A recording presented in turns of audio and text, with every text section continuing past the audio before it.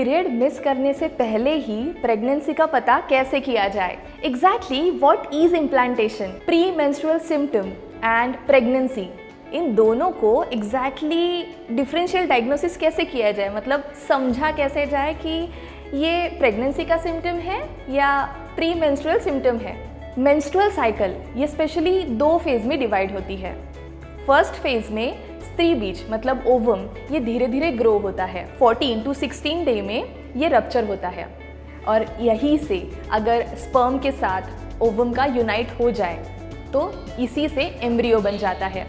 अगर स्त्री बीज और पुरुष बीज इन दोनों का संयोग हो जाए तो वो फॉलिकल धीरे धीरे फैलोपियन ट्यूब में जाकर अपने आप को एम्ब्रियो बनाता है। यहीं से शुरुआत होती है इम्प्लांटेशन के जर्नी की। इम्प्लांटेशन मतलब आपका बच्चा आपके गर्भाशय में स्थित होना, और इन सारी प्रोसेस में आपके बॉडी में स्पेसिफिक कुछ ना कुछ चेंजेस भी आते हैं।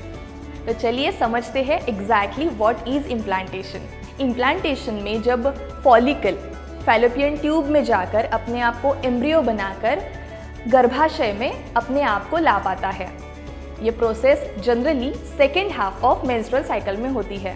इस दौरान वो एम्ब्रियो गर्भाशय में अपनी जगह फिक्स करने की कोशिश करता है, जो कि एंडोमेट्रियल थिकनेस जिसको हम गर्भाशय की वॉल भी कह सकते हैं, इसमें वो धीरे धीरे छेद करना शुरू करता है और अपना घर बनाना शुरू करता है।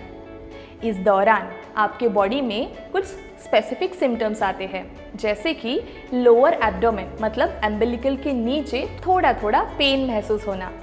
ये पेन जनरली स्ट्रेचिंग जैसा फील होता है। इसके अलावा जनरली पीरियड मिस करने से 2 से 3 दिन पहले कभी कभी कुछ फीमेल्स में ब्राउनिश या पिंकिश डिस्चार्ज होता है, जो बहुत कम मात्रा में होता है। कई बार इसी सिम्टम से कई लेडीज़ कंफ्यूज भी हो जाते हैं कि मेरे पीरियड तो स्टार्ट नहीं हो गए, बट कई बार ये प्रेगनेंसी का भी सिम्टम हो सकता है। ये एग्जैक्टली कैसे आइडेंटिफाई करना है ये हम नेक्स्ट पॉइंट में देखेंगे। Second symptom is soreness of breast. Generally जब इम्प्लांटेशन का टाइम होता है तो ब्रेस्ट का टिप का एरिया जो होता है वहाँ पर सोरनेस फील होता है, जो कि हाइपर सेंसिटिव एरिया भी हम कह सकते हैं। इस दौरान आपको ब्रेस्ट में हैवी भी फील हो सकता है, जिसको आप आराम से एडजस्ट कर सकते हो। एंड फ्रीक्वेंट यूरिनेशन, जो कि हम हर किसी को पता है, जो प्रेगनेंसी का अर्ली साइन भी होता है। इसी दौरान आपके इम्प्लांटेशन के टाइम में भी ये सिम्टम आपको आ सकता है। अब बहुत ही इम्पॉर्टेंट बात, अगर आप कंसीविंग के लिए ट्राई कर रहे हो तो इसका मतलब ये बिल्कुल भी नहीं है कि फर्स्ट साइकिल में you will get your result. कई बार ये प्री मेंस्ट्रुअल सिम्टम भी हो सकता है, मतलब आपके पीरियड आने के पहले के सिम्टम। इसको एग्जैक्टली कैसे डिफरेंशिएट कर सकते हैं, तो चलिए जानते हैं कि एग्जैक्टली हम इसको कैसे डिफरेंशिएट करें।